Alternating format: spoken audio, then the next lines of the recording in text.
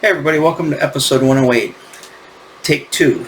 I went back to using my old software and the other microphone. I cannot get.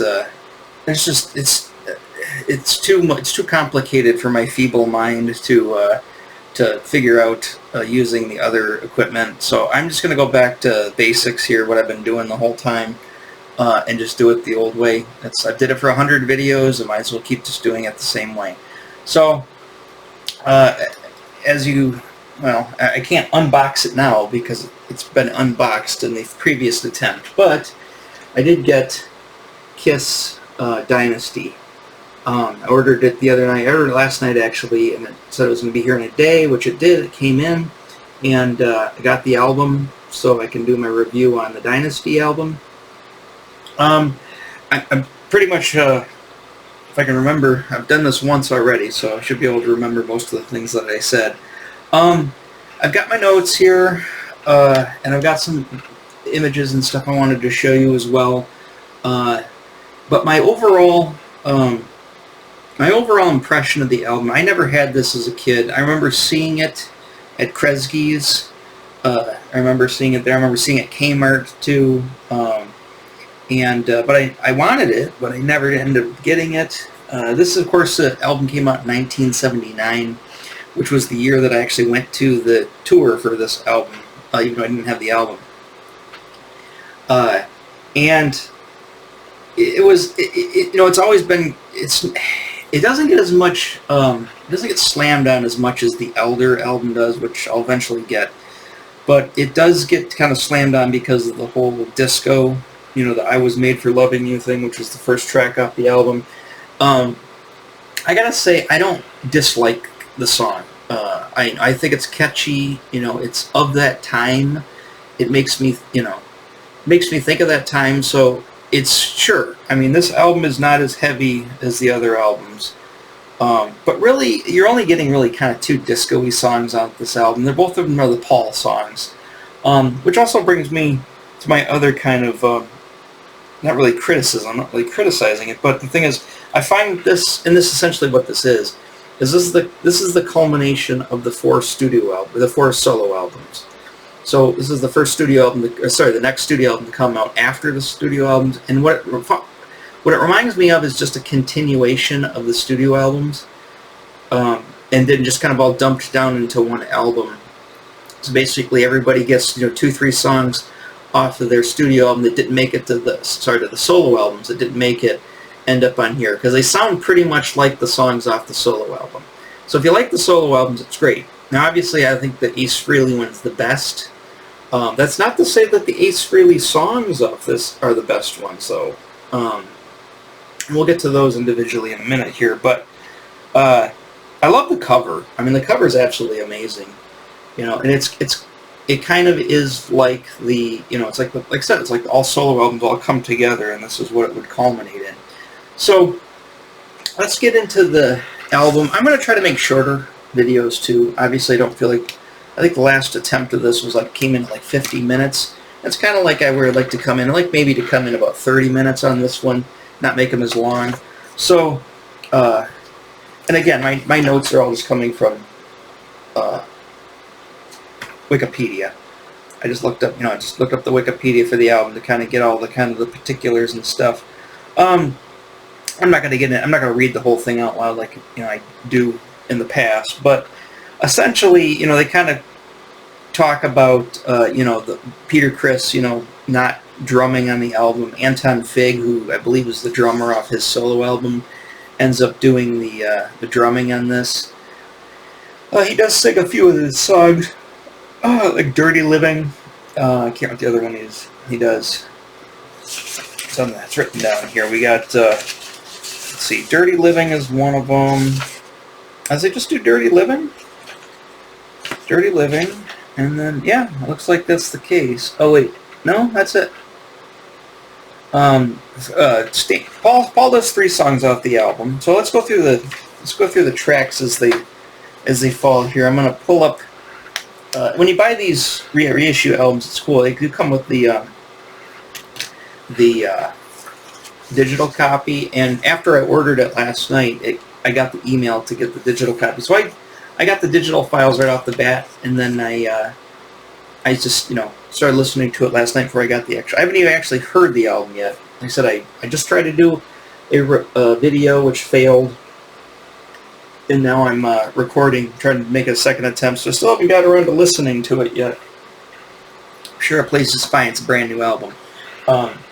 Just before we get into that, so I pulled it out before. Let's pull it out again. The album does come with this cool poster, which is pretty nice. I'm thinking it's 18. I think it's 24 by 36. If it is, I can put it in the frame behind me and take down the Iron Maiden poster. I'm going to leave this out. I'm going to see if that actually fits in there. Other than that, we don't really get just get the simple, it's very 70s disco-y looking sleeve. No lyric sheet on it. There's the disc itself. Of course, it's perfect, brand new. So hope it is. And it's 180 or 200 grams. I don't know. It should say somewhere what it is, but it's definitely the thicker album, and you can feel it. It's got some weight to it. So there's that. So let's look at the songs. So on the side A, it starts out with "I Was Made for Loving You," of course, the big song off the album. Again, I it does sound very disco-y. I love the song. I like it a lot. I can't say that it's a weak song. It's definitely probably the most hooky on the album. That's probably why they went with that as the single. This one's, of course, sang by Stanley, written by Stanley too, and Desmond Child and Vince Poncia, I think is how you say his name, with some co-writers. I did not know, though, in track 2, which is sung by Ace Frehley, 2000 Man, I didn't know that was a Rolling Stones cover. I'm not a huge Stones fan. I'm not really a Stones fan at all, to tell you the truth, and I don't, I can't remember, I didn't know that was a what do you call it, a Stones song at first, so it's fine. I like it. It's a kind of cool song. Sure Know Something, that's their second single off this album. It's good. It's probably not as good as I Was Made for Loving You, also sang by Paul, also written by Paul and that Poncia guy. It's pretty straightforward. It's kind of like it's definitely a companion to Lovin' You. So good track. Dirty Living, which is the Peter Criss song. Actually, yeah, you're right. He only has one on this. No wonder. Yeah, I don't think he didn't do the drumming, and he only stuck around for one song. So yeah, and then pretty much he was gone. I'm still wondering when I got to look up exactly when Eric Carr replaced him, because I'm pretty sure it was Chris at the concert at the Silver Elm, but I might be off on that one. My memory's a little vague on that one, but because I've seen tour pictures that I think were the same tour, in Carr's playing the drums. I can't find anyone specifically from the Pontiac Silverdome show, but so I'm wondering if anybody knows about that. Chime in, let me know. What else we got here? Charisma, which is a Gene Simmons song, also written by Gene Simmons and Howard Marks. That one, like I said, like a lot of these, that one sounds like it could come right off his solo album. Magic Touch. It's the third Paul Stanley song on here, written only by Stanley. Here's the thing about Magic Touch. If you listen to the chords, the da da da da da da da da da da, that part, right? What does that sound like? Does that sound just like Mariana Cross from Ghost? Tobias must have lifted Mariana, because Mariana Cross is so catchy and hooky. That's their big hooky song that got everybody. Well, so is Magic Touch, is very hooky. I would say probably, if I was to pick a favorite song on this album, I think Magic Touch is probably my favorite song so far, I think. It definitely has that hook, that da-da-da-da-da-da-da, even the da-da-da-da with the drums, just like in Mariana Cross, da-da-da-da. It's almost the same song. Not structurally completely all the way through. I mean, Mariana Cross does, differ in most of the song, but that specific part where I never let you go, da da da da, that part, it's just like the beginning of this, the first catching riff on this one, even with the da da da da, on the drums too. Hard Times, another Freely song, again sounds like it came right off his solo album. I keep thinking of the movie Hard Times with Charles Bronson. It's like a fighting movie in the Bronx, like a prize fighting, like fist fighting, like fight for money kind of illegal fighting ring thing. I wonder when, I don't know, that was filmed, I think, in the 70s. I don't know if I guess it takes place around that time. I wonder if that's what he's talking about. He's talking about all the fighting and all the violence. I wonder if he's talking about that, or he's just talking about just New York violence just in general. That's a pretty good track. X-Ray Eyes by Simmons, again, just like Radioactive. I mean, it could be the sister hit to Radioactive. Could have come right off his solo album. And then the last one, Save Your Love, another Freely song. So Freely got 3 songs off this. One of them is a cover, but he gets 3 songs off this. Simmons does 2 songs. Stanley does 3. It seems like, this is pretty much the Paul and Ace album. Chris only chiming in with the 1, Gene only doing the 2. Well, they're fine, but it definitely seems like it's the Ace and Paul show. Let me get into some photographs here. Hopefully, this is where I went wrong on the other videos. All the microphones were all set, I thought, and then I switched over, and then boom, it went. Or I'm already switched over. Let's go into the images here. So obviously, there's the cover. So we got some images of them, in full costume here, from that time period. These look like, obviously, studio shots. They're probably taken at a concert venue, but obviously not while the concert's going on. There's the Axe bass. Correct me if I'm wrong. Is this the first time the Axe bass was used? I don't think it was new at this time, I believe, right? I don't know 100% on that one. I gotta say, I really don't like Gene's costume in this. I think Ace Frehley was on like the That Metal show talking with Eddie Trunk, or maybe it was just an interview with Eddie Trunk, and he was talking about how he really didn't like all the color that they're starting to add in there. He really liked the silver and black, and I have to agree with him. I like just the silver and black. You can even see it in like they're, putting all the blue into Ace's costume. I was like, I mean, I like blue, but obviously they're kind of, they're trying to separate. It's almost like the Ninja Turtles. They got to give them different colored headbands so everybody knows who they are. So they're giving them like these different colors. Ace doing the red, right off his solo album. Paul's got like that pinkish kind of purpley color, I guess. Lavender, I guess it would be. And then, Peter Criss doing the green. I don't know. I like the previous tour concert stage better. This one here, which is the one I saw at the Silverdome, it looks very it looks more disco-y. I don't know, maybe not.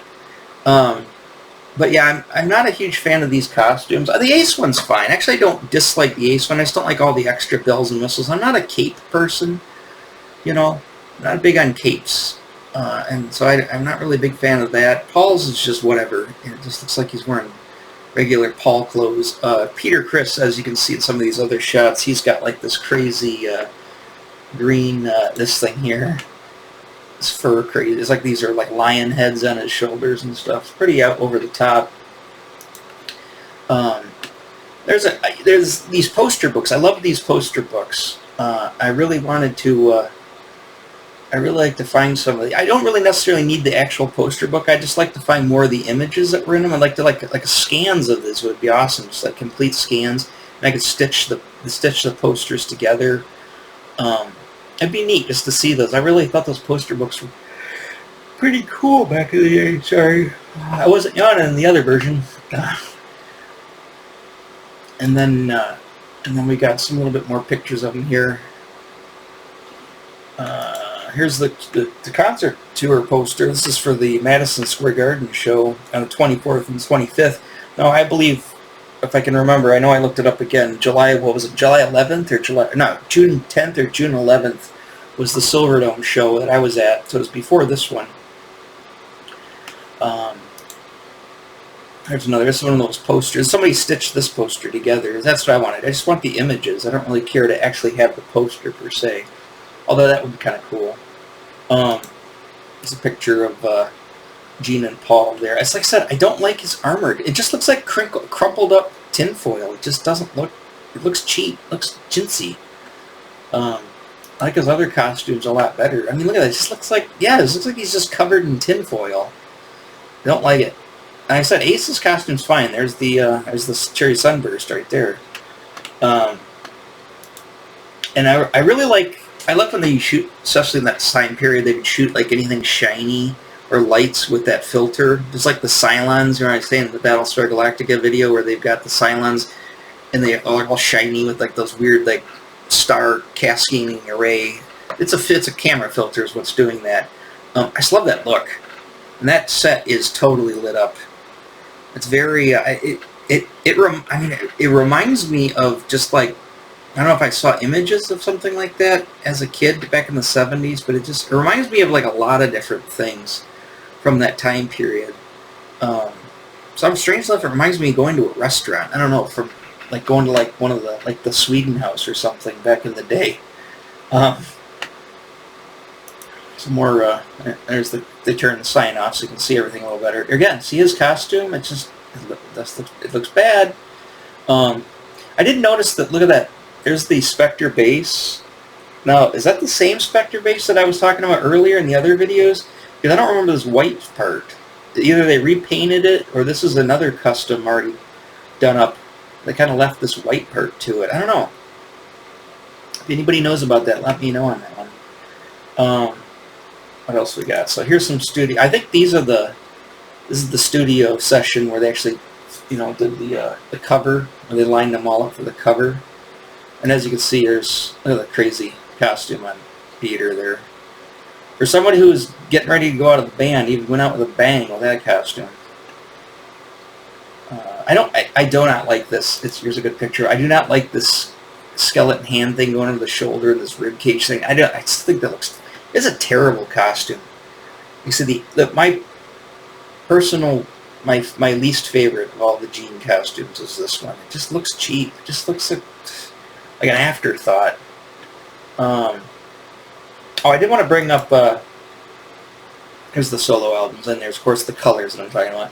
There's all of, somebody scanned these in, put all the posters that come with those albums. Again, I need to get the rest of them. I don't really want to order the picture disc set that has all 4 of them, because I already have the regular release of the Ace one. I'd rather just wait until... I don't think they've released them already, because I looked on Discogs and I can't see any reissues of these 3 albums.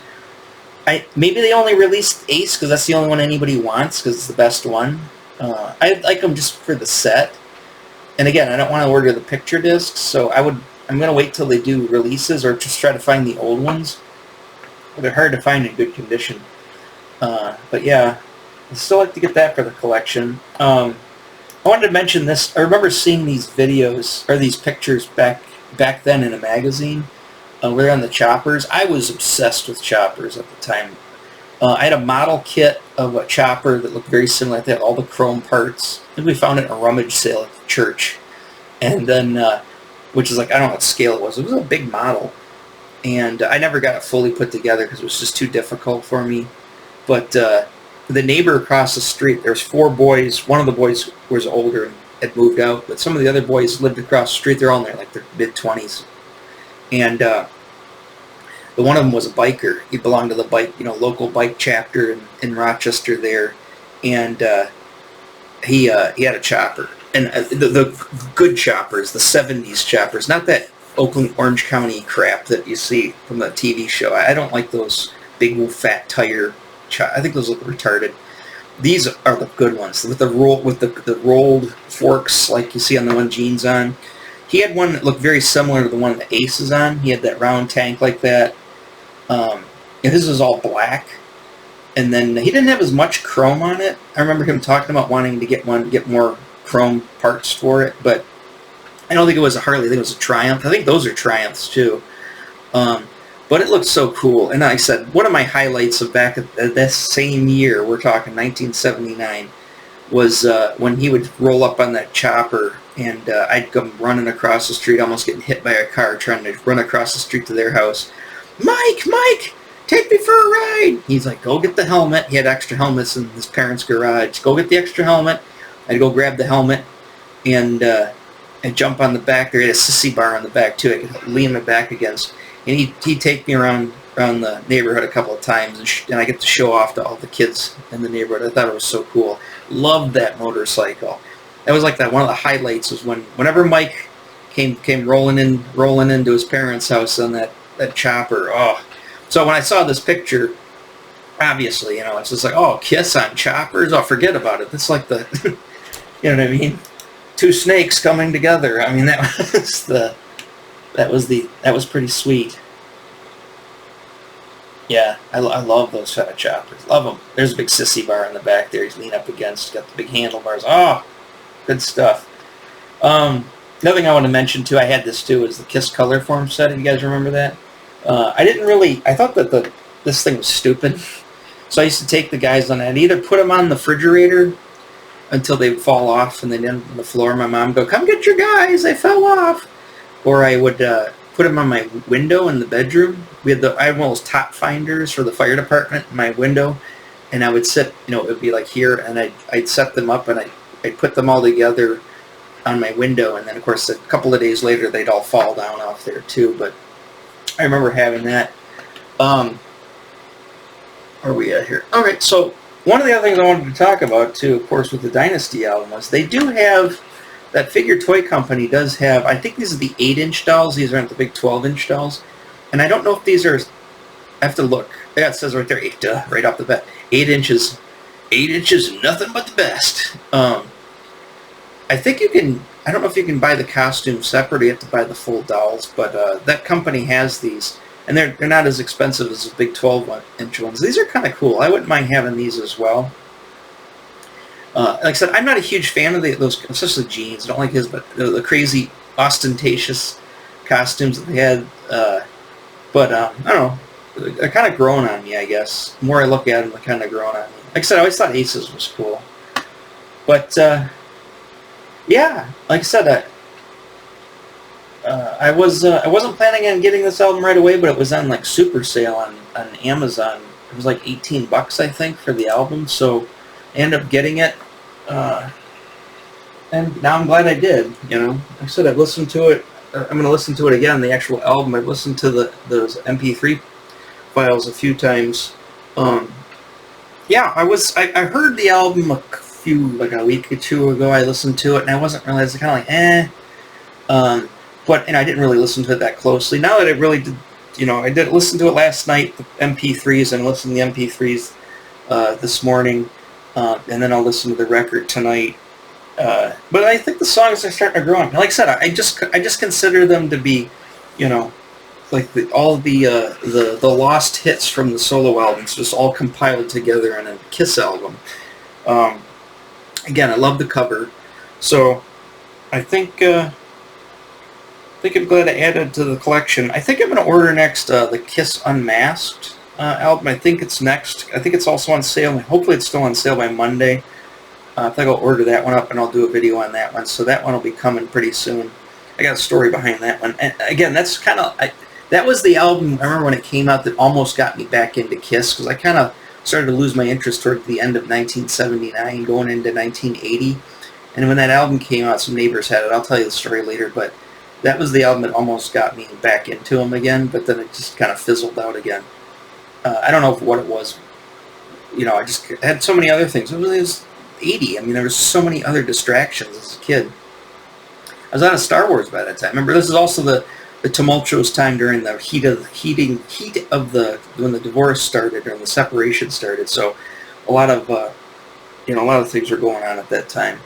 But all right, so I'm going to end the video here. Let me switch back over, because I'm going to keep these kind of short, not go super crazy on these, because I don't think people are watching the entire video. But if you do and you like the stuff, remember, like and subscribe.